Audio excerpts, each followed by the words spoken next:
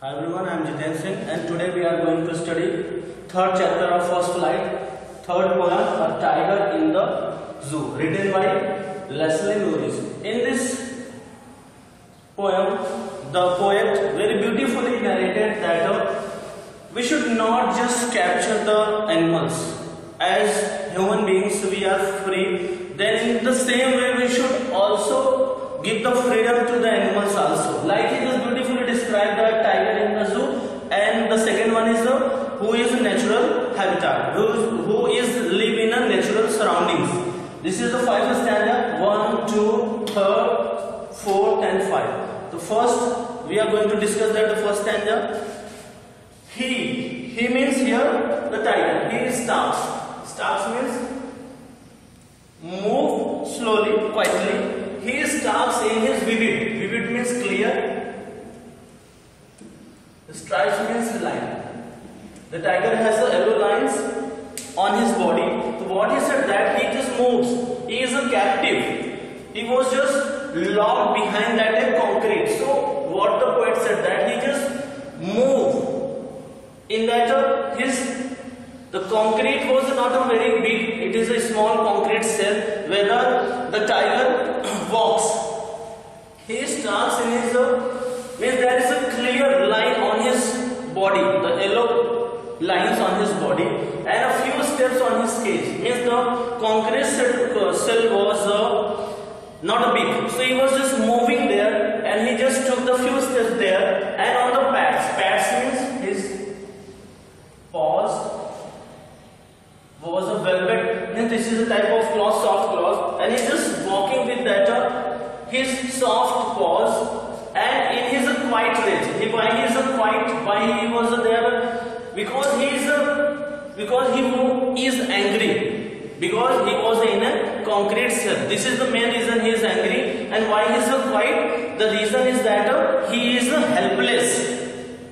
Okay, because all the strength is in that behind that bars. So that's why he was quiet. Quiet means he is helpless because he cannot do anything in his that cell. So this is the explanation of that first line. And after that the poet wants that where should the tiger be now? Now he is in a concrete cell, but where really he should be? Suppose he was not captivated by the human being, so he should be lurking in the shadow. He was just moving. Lurking means moving in the. He was just hiding. Lurking means he was hiding. Here is the hiding.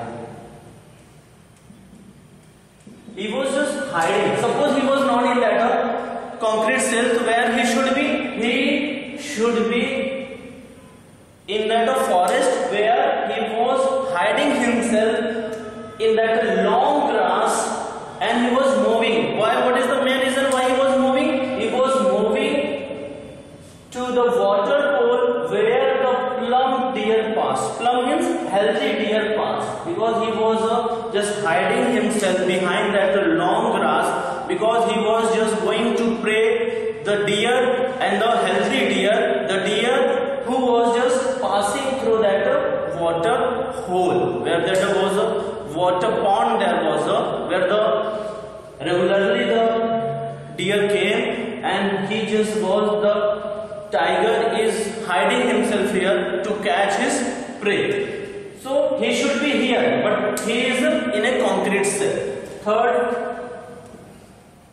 he should be snarling. Suppose why there is a written as snarling is growling. Snarling is growling.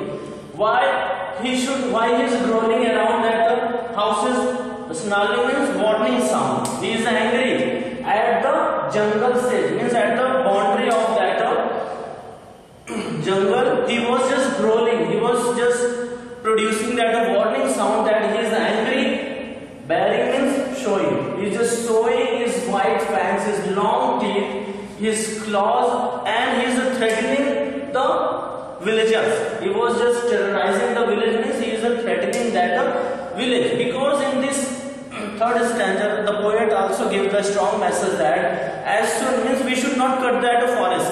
When you cut that forest, he is unable to catch his prey, then where will he go? He will just come in that village, and he is angry. Because why he is angry? Because he is hungry, and he just reached into that village, and he just terrorizing that villagers, and he's showing his big long teeth there, and he's on the border of that jungle. So this is the way. Means we should not also cut that forest. When we cut that forest, then what will happen? That the tiger will enter the village. Third and fourth one, he said that he should be here in the forest, but where now the tiger is locked in a concrete cell. Where he is locked in a concrete cell. He was in behind that bar. His strength behind the bars means he is helpless. Nothing in his hand, because his strength there, he cannot do anything, and stalking and moving the length of his cage, and he was just slowly, gradually he is just moving. And why does he ignoring visitors? There is written that ignoring visitors means the visitors cannot make them free. So that's why he is ignoring visitors. And the visitors also not allow them to sleep. So he was restless also, because that is the main reason he is ignoring them. The first reason is that nobody will come there to just give relief, make the tiger free. He just free, and he just run into that jungle. And the visitors also create a problem to that tigers, that he is restless in the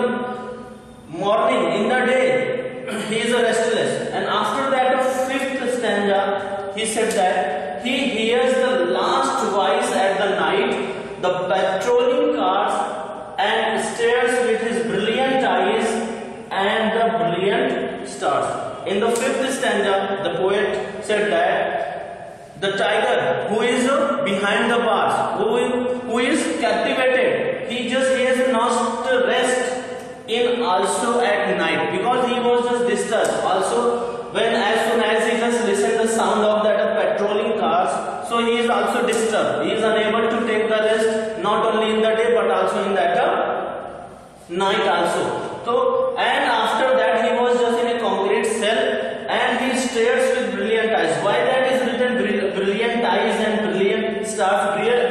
Brilliant eyes means he is still hope that one day he will be run into his forest, in his natural surroundings. That is brilliant eyes means here shows that he is a hope. He is a lot of hope that one day he will free. One day he will run into that forest and his natural habitat, natural surroundings at the brilliant stars. So this is the poem where the Leslie Notice beautifully described that we should not captivate the animals. And you just watch, you will easily watch that in some houses, means the person they captivate that animals, they torture them. So we should not do that. We should just abolish this system. This is a very bad system. So this is the end of that poem, third poem. Thank you and bye.